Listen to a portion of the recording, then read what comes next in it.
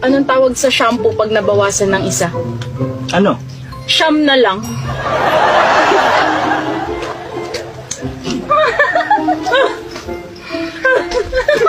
Anong tawag sa puno na hindi mo pwede akyatin?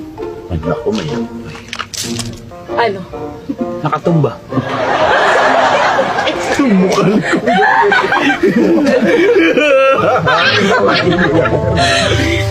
Ano pa yung punong hindi mo maakyat bukod sa nakatumba?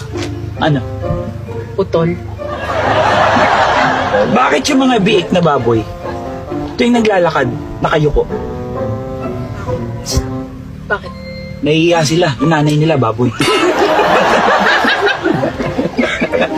Dali!